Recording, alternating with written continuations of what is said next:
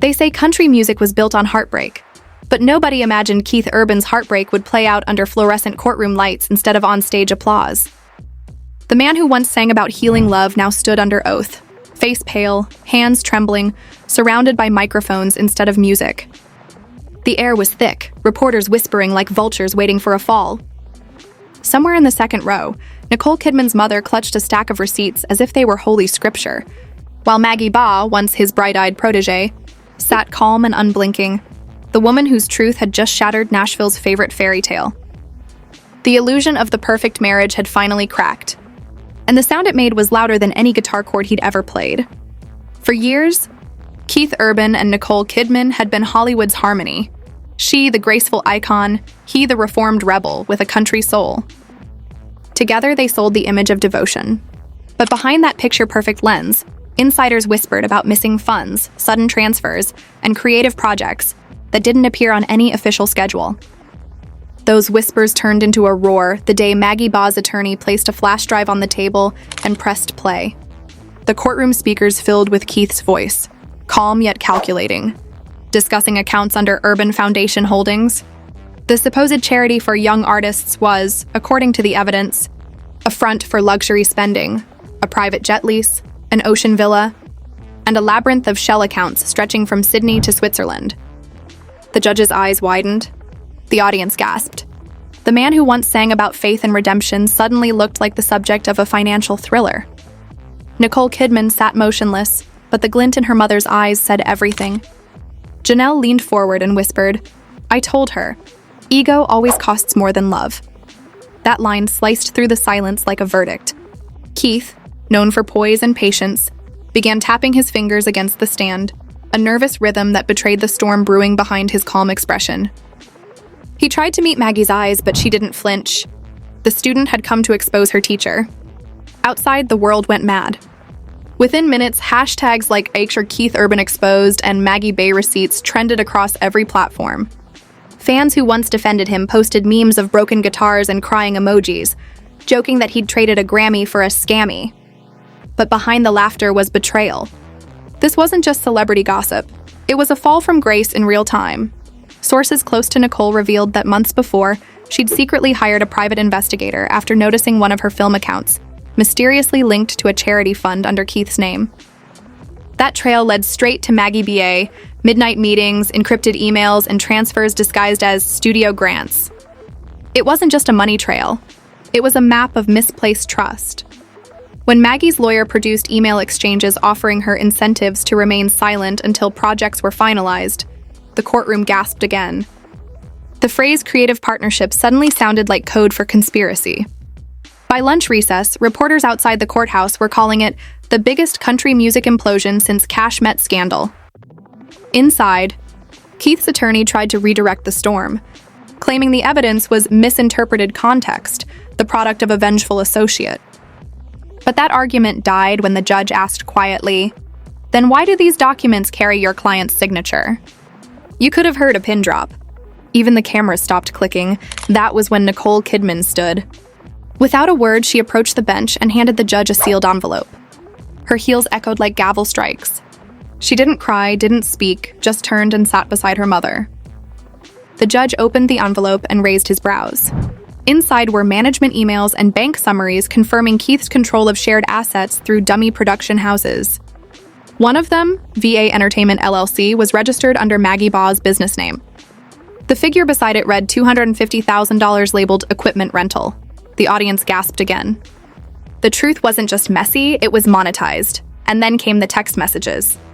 The lawyer projected screenshots on the courtroom screen, messages from Keith Urban to Maggie Baugh that blurred the line between romance and fraud. "Keep quiet till the deal closes. It'll be worth it." Another one. "Don't involve Nicole's team. They complicate the art." The words hung heavy in the air like smoke from a fire everyone saw coming, but no one wanted to admit existed. Nicole lowered her head, eyes glistening, not from shock but from confirmation. For years, she'd defended him against every rumor, called him her peace, her partner, her redemption. Now, all that stood before her was a man she no longer recognized. Social media turned the story into a manhunt for truth. TikTok detectives lined up timelines connecting Maggie's career spikes with suspicious funding surges. One viral post summed it up. She didn't just take his spotlight, she took his soundtrack. Meanwhile, the FBI reportedly confirmed that one of Keith's overseas accounts had been under quiet review since 2019 for irregular transfers tied to celebrity charities. Every leak made him look guiltier. Every update sounded more like a confession. When the defense tried to claim that Maggie's evidence was fabricated, her lawyer smiled and pressed play on another recording. Keith's voice echoed again. Nicole's team moves too slow. We'll handle it ourselves. The room froze. Nicole buried her face in her hands. The man who once wrote songs about truth had just been heard orchestrating deceit.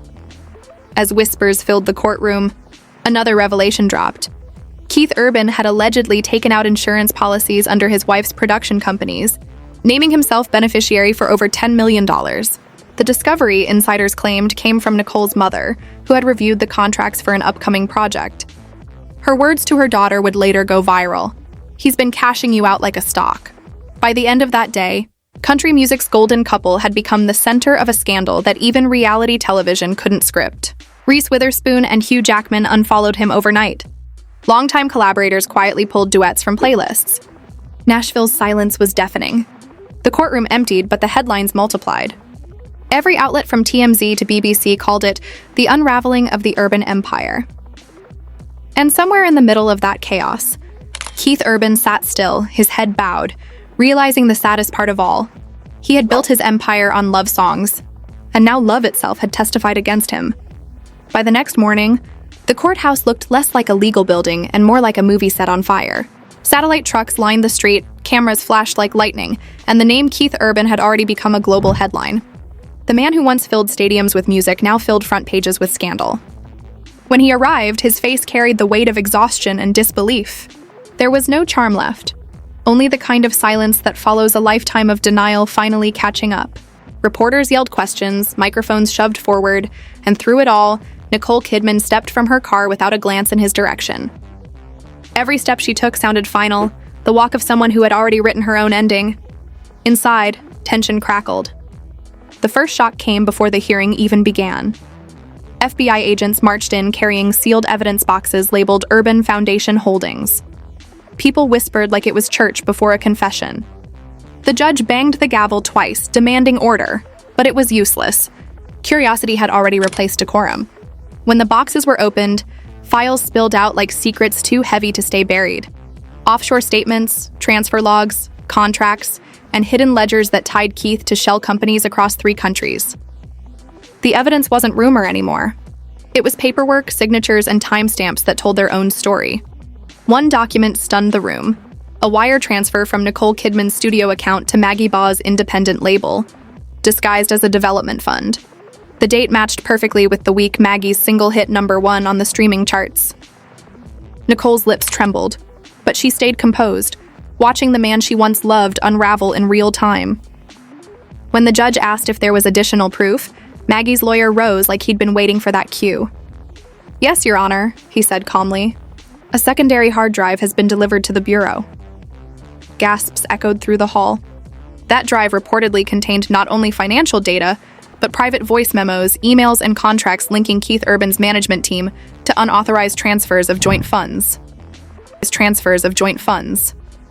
As an assistant hit play, the room filled with Keith's recorded voice again, this time colder, almost corporate. "We'll reroute through the trust. Keep her name off until it clears," he said. Every word cut deeper. Nicole covered her mouth. The judge leaned forward. The gallery went dead silent.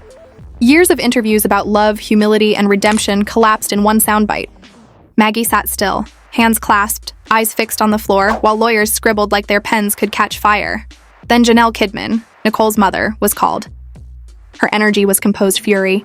She produced printed emails from Keith's accounting team confirming he'd removed Nicole's name from partnership contracts to streamline assets. The judge's eyes locked on him. "Did you authorize this?" he asked. For a second, Keith looked lost, then muttered, "I thought it was temporary." The room erupted. Temporary was the word that killed every excuse. By the time the hearing recessed, that single quote was trending worldwide. Outside, the internet turned courtroom footage into a spectacle. Hashtags like Dash of Justice for Nicole and Keith Urban Trial took over feeds. Fans created montages of Nicole standing strong, set to sad country instrumentals. Others replayed Keith's stumble on loop, captioned, "From spotlight to spotlight interrogation." For every loyal supporter defending him, 10 others posted comments about hypocrisy, about how even the purest voice can hide the dirtiest truth. Inside, however, the story shifted from celebrity drama to federal reality. The agents announced that multiple Urban Foundation accounts were officially frozen. A promoter for Keith's world tour stood up in court to announce postponed shows pending financial clarity. Even Nashville's top radio stations began pulling his music from rotation, not because of the court order, but because public sentiment had turned venomous. The golden boy of country music had become the cautionary tale overnight. The emotional climax came when Nicole Kidman herself took the stand. The cameras clicked furiously, but her gaze stayed steady. Her voice didn't shake. It carried power carved from heartbreak. "I believed love was our foundation," she said quietly. "But when love becomes a cover for deceit, it's not marriage and it's management." That line landed like thunder. Every outlet printed it within minutes, calling it the quote that ended a dynasty. Keith lowered his head, and for the first time, his tears weren't part of a song. The judge adjourned the session but confirmed that a full FBI review would proceed immediately. Rumors spread that Keith's tour sponsors had already pulled out, and his endorsement contracts were being re-evaluated. Back home, moving vans were spotted outside their mansion. By noon, Nicole's belongings were gone. A close friend told a reporter, "She tried to protect his legacy, but he buried it himself." As the investigation deepened, Maggie Baugh's role shifted in the public eye.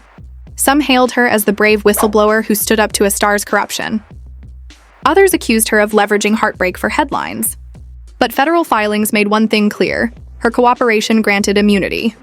She would not face charges. The same couldn't be said for Keith.